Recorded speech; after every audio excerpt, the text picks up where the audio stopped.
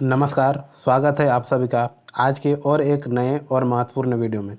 आज की इस वीडियो में हम लोग बात करेंगे यूजीसी नेट जेआरएफ हिंदी की मॉडल प्रैक्टिस सेट के संबंध में, जो कि हम लोग का टारगेट है दिसंबर 2023 में नेट या जेआरएफ दोनों क्वालिफाई करना। ठीक है, तो फिर आगे बढ़ते हैं और बात करेंगे आज के इस वीडियो में 50 प्रश्नों का संकलन, जो कि उत्तर सहित। तो आज का जो पहला प्रश्न है, आज का प्रश्न है अष्टछाप के कवियों में प्रथम नियुक्त कीर्तनकार कवि कौन थे? विकल्प ए है नंददास, कृष्णदास, सूरदास, कुंभनदास। बताइए इसका सही उत्तर क्या हो जाएगा? तो इसका सही उत्तर हो जाएगा विकल्प, बताइए कौन सा? डी, कुंभनदास। आपको बता दें कि अष्टछाप के कवियों में कुल 8 कवि थे। ठीक है, 8 कवियों में से कौन कौन थे? वल्लभाचार्य के 4 शिष्य और विठलनाथ के 4 शिष्य। वल्लभाचार्य के 4 शिष्य कौन कौन थे? कुंभनदास, सूरदास, कृष्णदास और परमानंद दास। तथा विठलनाथ के थे गोविंददास, छित स्वामी, नंददास और चतुर्भुज दास। अगला प्रश्न, प्रश्न संख्या 2। जायसीकृत पद्मावत है पुराण काव्य, धर्म काव्य, रूप काव्य, चंपू काव्य। तो इस प्रश्न का जो सही उत्तर हो जाएगा विकल्प सी, रूप काव्य। पद्मावत मलिक मोहम्मद जायसी प्रेमाख्यानक काव्यधारा का अवधि में लिखित महाकाव्य है। ठीक है, फिर है अगले प्रश्न पर, प्रश्न संख्या 3। बसो मेरे नैनन में नंदलाल किसकी पंक्ति है? सूरदास की, नंददास की, मीराबाई की और कृष्णदास की। तो इसका सही उत्तर हो जाएगा विकल्प सी, मीराबाई की।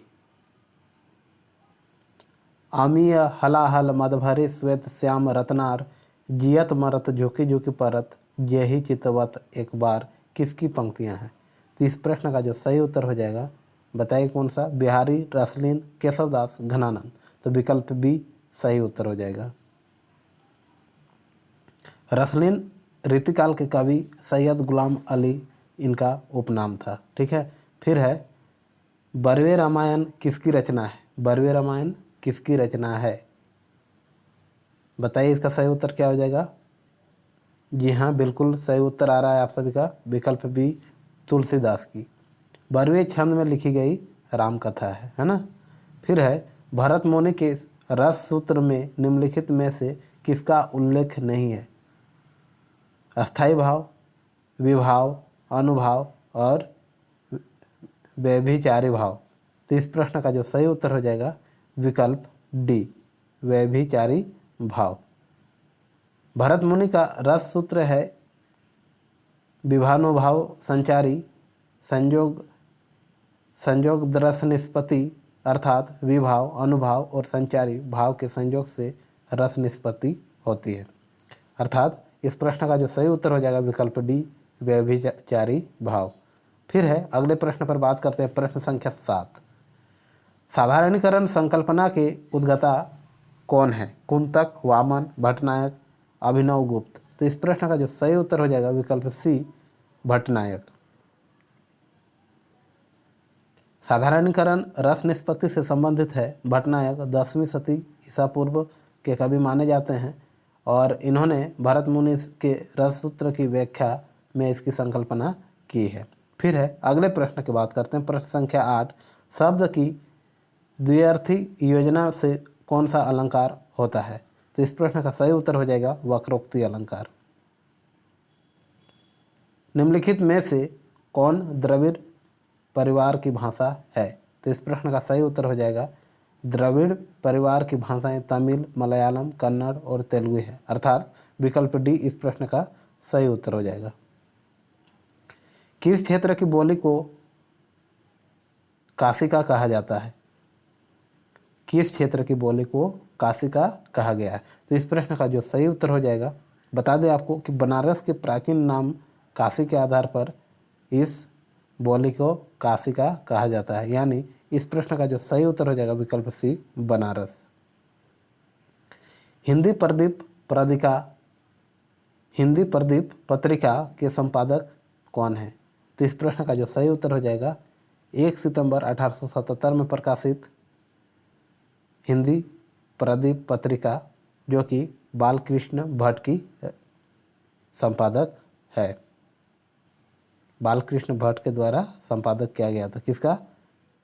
हिंदी प्रदीप पत्रिका का। अगला प्रश्न, प्रश्न संख्या 12, तोड़ने ही होंगे मठ और गढ़ सब किसकी पंक्ति है? तो इस प्रश्न का जो सही उत्तर हो जाएगा, आपको बता दें कि गजानन माधव मुक्तिबोध की अंधेरे में कविता से ये लिया गया है। तो इस प्रश्न का जो सही उत्तर हो जाएगा विकल्प डी, मुक्तिबोध, यानी गजानन माधव मुक्तिबोध, विकल्प डी। आवारा मसीहा किसकी रचना है? तो इस प्रश्न का सही उत्तर हो जाएगा विकल्प, बताइए कौन सा? आवारा मसीहा किसकी है? तो इस प्रश्न का सही उत्तर हो जाएगा विकल्प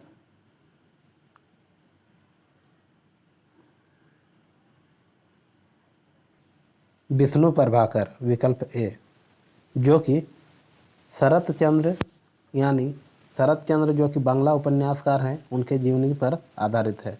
अगला प्रश्न है, पशु पक्षियों पर लिखित महादेवी वर्मा का रेखाचित्र संकलन है, कौन सा? बताइए।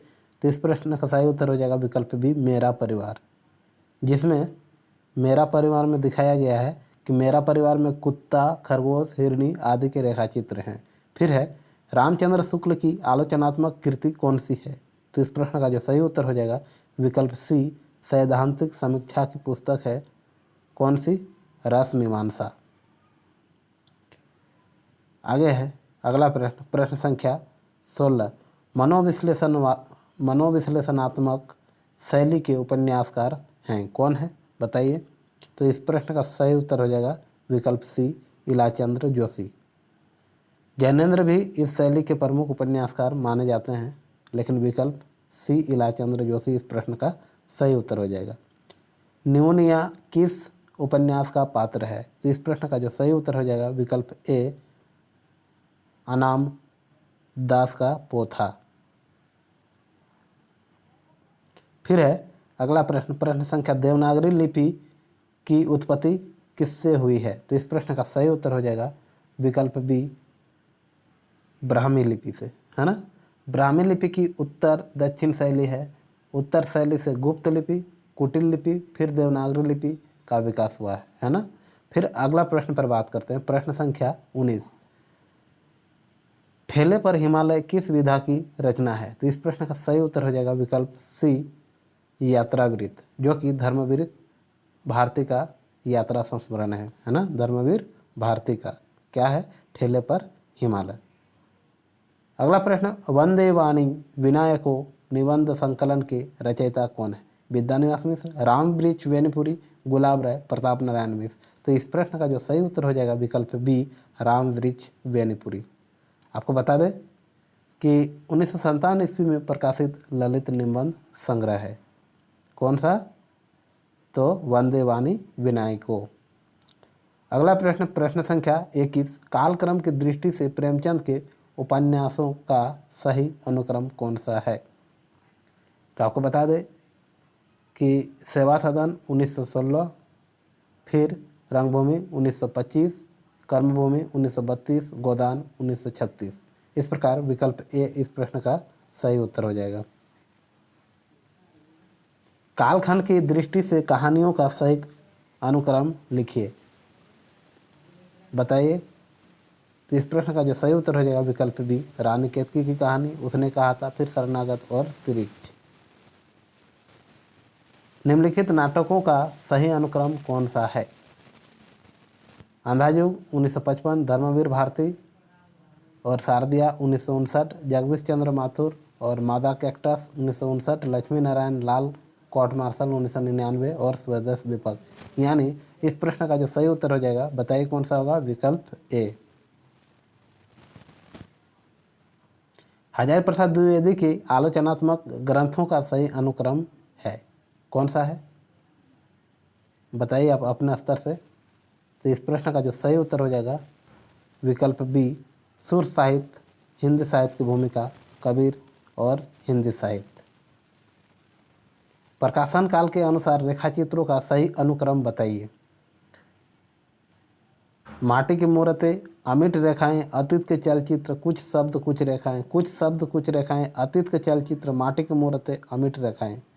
और विकल्प सी है, अतीत के चलचित्र, माटी की मूर्तें, अमिट रेखाएं, कुछ शब्द, कुछ रेखाएं।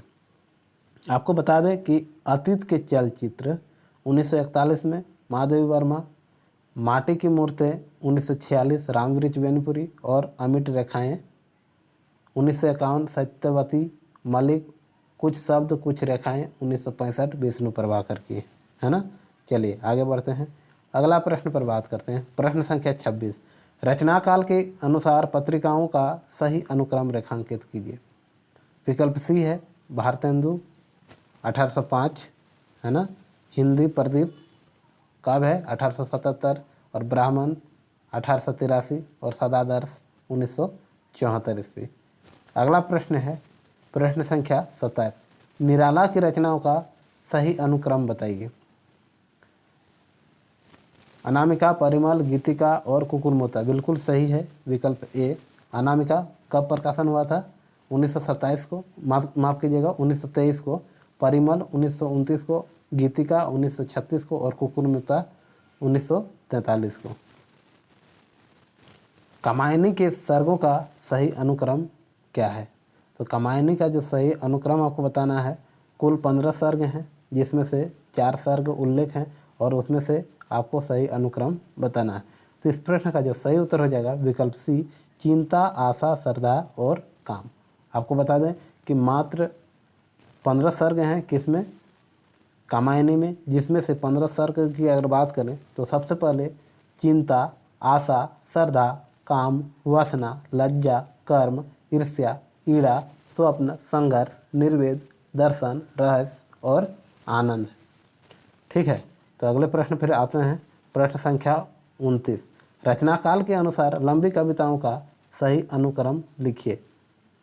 तो इसमें विकल्प डी इस प्रश्न का सही उत्तर हो जाएगा, कन्हार, असाध्य वीणा, पटकथा, प्रलय की छाया, जो कि लंबी कविताओं का अनुक्रम है। आगे बढ़ते हैं प्रश्न संख्या 30 पर, आचार्यों और उनके सिद्धांतों के साथ सुमेलित कीजिए। तो इस प्रश्न का जो सही उत्तर कौन सा होगा आपको सुमेलित करना है। तो ए का क्या हो जाएगा, भट्ट लल्लट, यानी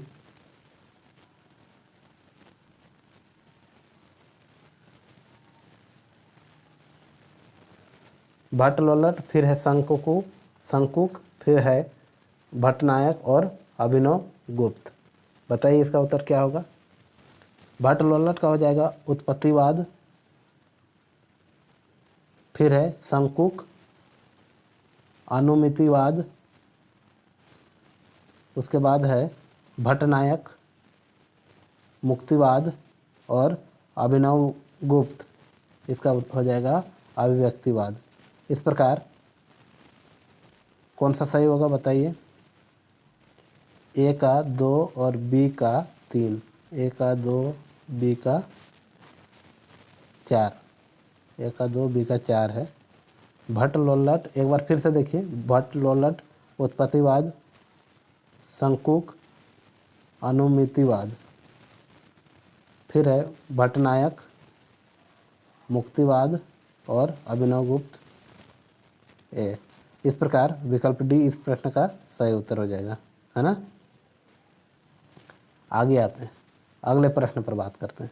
निम्नलिखित ग्रंथकार और उनके ग्रंथों को सुमेलन कीजिए, यानी सुमेलित कीजिए, बताना है आपको। बताइए इसका उत्तर क्या हो जाएगा।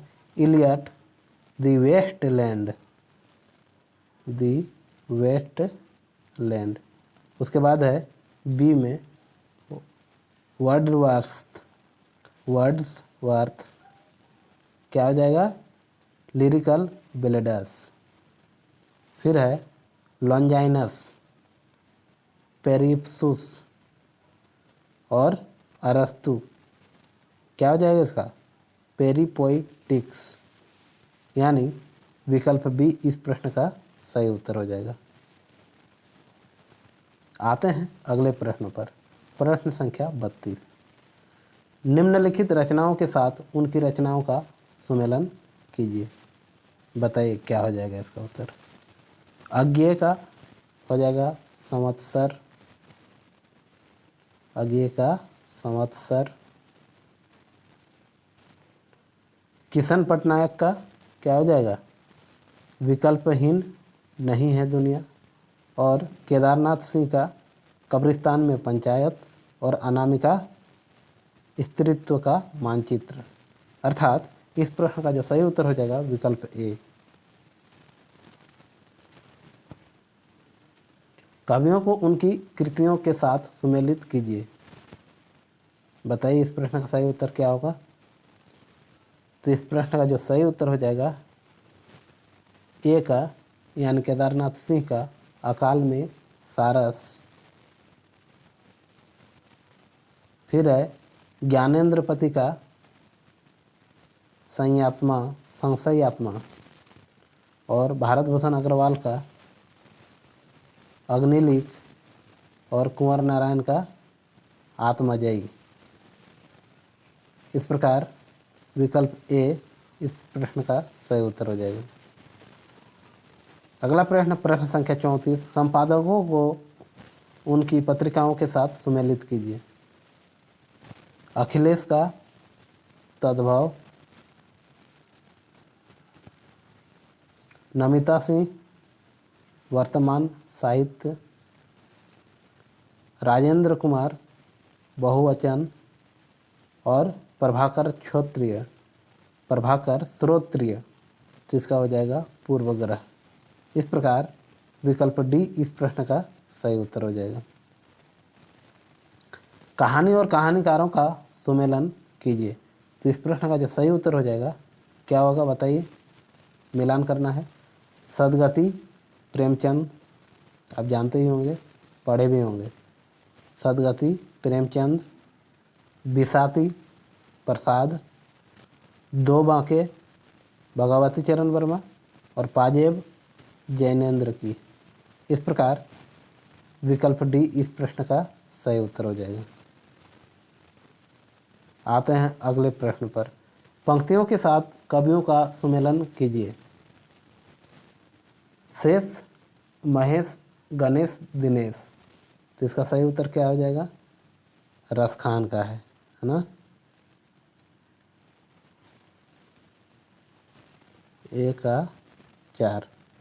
फिर है मन लेत पे देत छटा हूँ छटाक नहीं, इसका हो जाएगा घनानन।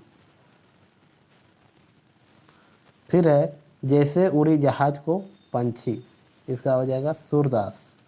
और गिरा अनयन नयन बिनु बानी, तो इसका हो जाएगा तुलसीदास। इस प्रकार इस प्रश्न का जो सही उत्तर हो जाएगा विकल्प बी। अगला प्रश्न, प्रश्न संख्या 37, रचना के साथ उसकी विधा को सुमेलित कीजिए। शब्द और मनुष्य आलोचना है। काशी का 80, काशी का 80 ये उपन्यास है। इला क्या है? नाटक। और पैरों में पंख बांधकर, यह है आपका यात्रा वर्णन। इस प्रकार इस प्रश्न का सही उत्तर हो जाएगा विकल्प बी। उपन्यासों का उनके पात्रों के साथ सुमेलित कीजिए। रंगभूमि, बताइए रंगभूमि के पात्र। सोफिया। झूठा सच तारा। त्यागपत्र मृणाल। और अंधेर बंद कमरे नीलिमा। इस प्रकार इस प्रश्न का सही उत्तर हो जाएगा विकल्प सी। पात्रों को उनके नाटकों के साथ सुमेलित कीजिए। बताइए क्या होगा? देवसेना, स्कंदगुप्त, विशु, कोणार्क, गंधारी, अंधायुग, सावित्री, आधे अधूरे। इस प्रकार इस प्रश्न का सही उत्तर हो जाएगा विकल्प ए। अब आते हैं महत्वपूर्ण प्रश्नोत्तर पर, जो कि इस प्रकार के प्रश्न आपको यूजीसी नेट में देखने को मिलेंगे। स्थापना ए, सही शब्द वही हैं जो उनके बीच के अंतराल का सबसे अधिक उपयोग करें। तर्क दूसरा है, आर है। अंतराल के उस मौन द्वारा भी अर्थवक्ता का पूरा ऐश्वर्य संप्रेषित कर सके। तो इसका सही उत्तर क्या होगा? स्थापना ए सही है या गलत? तर्क आर सही है या गलत, आपको बताना है। तो इस प्रश्न का अगर सही है उत्तर, तो आपको बता दें दोनों सही है, यानी विकल्प बी इस प्रश्न का सही उत्तर हो जाएगा। अगले प्रश्न पर बात करते हैं। प्रश्न संख्या 41। स्थापना ए भारत मुनि ने अद्भुत को दिव्य तथा आनंदज बताया है। तर्क आर उनकी दृष्टि अलंकारों तक गई थी। तो इसका जो सही उत्तर हो जाएगा, भरत मुनि ने अद्भुत को दिव्य तथा आनंदज बताया है, ये तो सही है, लेकिन उनकी दृष्टि अलंकारों तक गई थी, ये गलत है, यानी विकल्प ए इस प्रश्न का सही उत्तर हो जाएगा। आते हैं अगले प्रश्न पर। स्थापना ए गुण मुख्य रूप से रस धर्म है, सही है। फिर है इन्हें गौण रूप से शब्दार्थ के भी धर्म नहीं माना जाता है, ये सही है और ये गलत है। जिसमें ए सही है और आर गलत है, वो ऑप्शन इसका सही उत्तर हो जाएगा, यानी विकल्प बी इस प्रश्न का सही उत्तर हो जाएगा। आते हैं अगले प्रश्न पर। प्रश्न संख्या 43। कवियों और दार्शनिकों की दृष्टि में विश्व भावमय है, बताइए। बिल्कुल सही है ना। तर्क आर इसी कारण जीवन की ठोस वास्तविकताओं से पलायन की वृत्ति पनपी है, ये भी सही है। इस प्रकार विकल्प ए इस प्रश्न का सही उत्तर हो जाएगा। स्थापना ए प्रेम जब व्यष्टि सौंदर्य से ऊपर उठता है तब वह आध्यात्मिक बनता है, क्या ये सही है? बताइए। बिल्कुल सही है। दूसरा है क्योंकि प्रेम आध्यात्मिक होता है, ये भी सही है ना। तो इस प्रश्न का जो सही उत्तर हो जाएगा, बताइए, जिसमें दोनों सही है, कौन सा हो जाएगा? विकल्प बी। स्थापना ए काव्य का सत्य असाधारण होता है, क्या सही है? बिल्कुल सही है। दूसरा है तर्क आर क्योंकि वह सामान्य सत्य से मिलता है, ये गलत है, यानी ए सही और आर गलत। विकल्प डी इस प्रश्न का सही उत्तर हो जाएगा। अब 46 से 50 तक जो प्रश्न है वो गद्यांश पर आधारित है। भाषा पर कबीर का ज़बरदस्त अधिकार था, वे वाणी के डिक्टेटर थे। जिस बात को उन्होंने जिस रूप में प्रकट करना चाहा है उसे उसी रूप में भाषा से कहलावा लिया बन गया है। तो सीधे सीधे नहीं तो दरेरा देकर भाषा कुछ कबीर के सामने लाचार सी नज़र आती है। उसमें ऐसी हिम्मत ही नहीं है कि इस लापरवाह फक्कर की किसी फरमाइश को नाही कर सके और अकह कहानी को रूप देकर मनोग्राही बना देने की तो जैसी ताकत कबीर की भाषा में है वैसी बहुत कम लेखकों में पाई जाती है। तो इस गद्यांश को आप भली भांति पढ़ चुके होंगे। अब इससे संबंधित कुछ प्रश्न हैं, उसे आपको अच्छे से बनाना है ना। तो प्रश्न संख्या 46 आप ध्यानपूर्वक देखिएगा। कहा गया कबीर की वाणी के विषय में क्या कहा गया? कबीर वाणी के महापंडित थे, ये तो नहीं कहा गया। कबीर वाणी के धनी थे, ये भी नहीं। लेकिन कबीर वाणी के डिक्टेटर थे, ये कहा गया है। और कबीर वाणी के लोकनायक थे, ये भी कहा गया है। तो इस प्रश्न का जो सही उत्तर हो जाएगा विकल्प डी।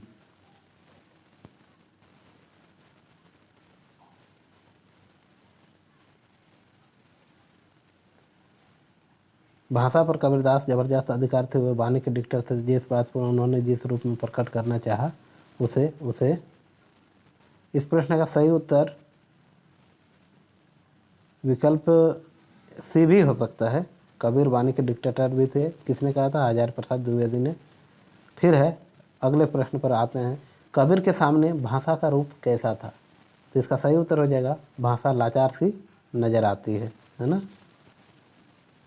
कबीर की भाषा में कैसी हिम्मत नहीं है? तो इस प्रश्न का जो सही उत्तर हो जाएगा कैसी हिम्मत नहीं है कि वह आशय को व्यक्त न कर सके, यानी विकल्प ए इस प्रश्न का सही उत्तर हो जाएगा। अगला प्रश्न है कबीर की भाषा में कैसा ताकत थी? असत्य को सत्य सिद्ध कर दे, अकह कहानी को मनोग्राही बना दे और दुरूह दर्शन को भी स्पष्ट कर दे, सहज को भी असहज बना दे। तो इस प्रश्न का जो सही उत्तर हो जाएगा विकल्प सी। कबीर ने बात को किस रूप से प्रकट करना चाहा? तो इस प्रश्न का जो सही हो जाएगा परोक्ष रूप में व्यक्त कर देते थे, है ना, विकल्प सी। गद्यांश में अभी हम लोगों ने देखा। इस प्रकार आज के इस वीडियो में हम लोग कुल 50 महत्वपूर्ण वस्तुनिष्ठ प्रश्नोत्तर को देखा, जो कि यूजीसी नेट और जेआरएफ की दृष्टि से अत्यंत महत्वपूर्ण था। वीडियो में अंत तक बने रहने के लिए आपका बहुत बहुत धन्यवाद। समय का सदुपयोग करते रहें, पढ़ाई करते रहें, क्योंकि अभी का जो प्रतिस्पर्धा है, जो कंपटीशन है, बहुत ही अधिक बढ़ गया है। इसलिए आपको पढ़ाई रोकनी नहीं चाहिए। आप पढ़ रहे हैं, तैयारी कर रहे हैं, तो आप पढ़ते रहें, तैयारी करते रहें और सकारात्मक विचार के साथ अपने से छोटों को आशीर्वाद दें, अपने से बड़ों को सम्मान करें और सभी जीवों के प्रति दयावान हों। ठीक है, सभी जीवों के प्रति दयावान रहें, यही मेरी आप लोगों से अपेक्षा है। और इसी बात के साथ आज की इस वीडियो में आप सभी का अंत तक बने रहने के लिए बहुत बहुत धन्यवाद। मिलते हैं और एक नए वीडियो में इसी प्रकार मॉडल प्रैक्टिस सेट के साथ।